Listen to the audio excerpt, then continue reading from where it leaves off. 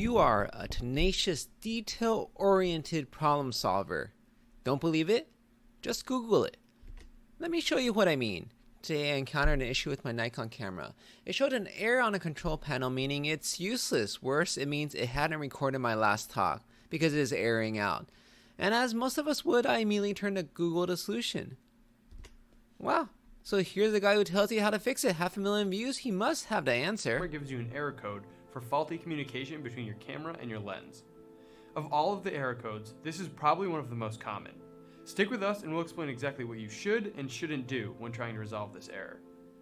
It's never fun when you're excited to go shooting with your camera, but you're met with an error code.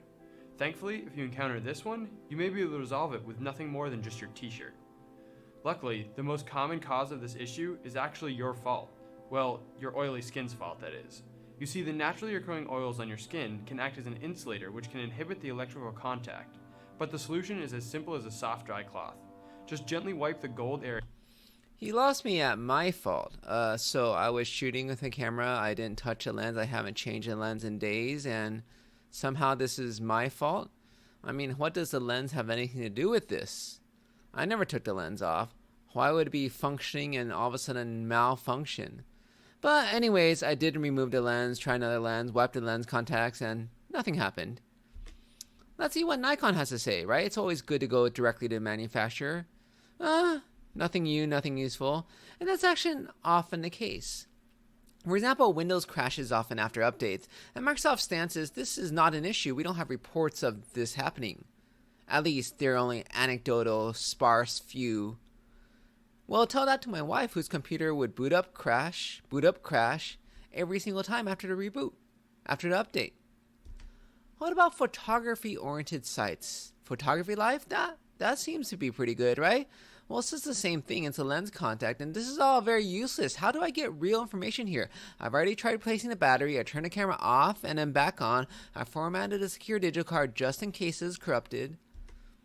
Well, the forums are where there's a lot of information, though it's very poorly organized. They don't rank very highly on the Google search results. But lo and behold, here's the answer. So simple, the guy just pressed the shutter. As I was reading this, I immediately pressed the shutter and boom! It worked again. No error message, just shutter was just stuck. And of course, now that my camera's been fixed, I could go back to recording again, or I could continue Googling. Wait, what is this shutter issue? Should I send this back to Nikon? Does mine qualify this? Let me go check. So here I am. It's recording. Back on the Nikon. It worked. I fixed it. And actually, it's not you or me, it's all of us. And we encounter this very often. And we think of ourselves as people who can't do much. Google solved everything, but that's not true. It's we who solved it. Google actually did not give us the right answer. In the first few results, Google was absolutely useless. It took us thinking critically, saying, hey, I did that. Wait, that doesn't make sense for me. It doesn't apply to me. Google doesn't know what applies to you or not. The second thing that we did, we were perseverant.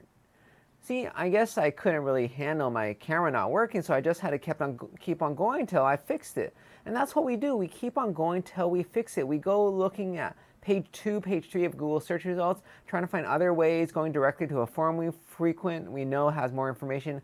We ask questions online. And this is all things that we do. We're tenacious. We keep on at it. And we're problem solvers, right? We try this, we try that. We know it doesn't make sense, but we try it anyways. And finally, we hit upon that solution. It's not because it's random. It's because we tried A, B, C, all the way to Z, and Z worked. We're bound to find a solution if we just keep trying enough. And that's the thing that I find funny, because most of us think of ourselves as lazy. We don't do much. We just Google it. We just follow all the crowd.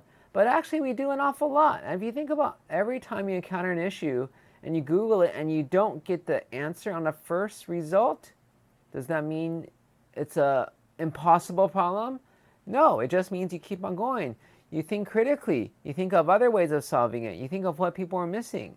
And eventually, you come up to a solution, right? That's why I think oftentimes we don't give ourselves as much credit for what we actually can do. We just attribute all the credit to big companies like Google, when it's actually us who has solved the problem.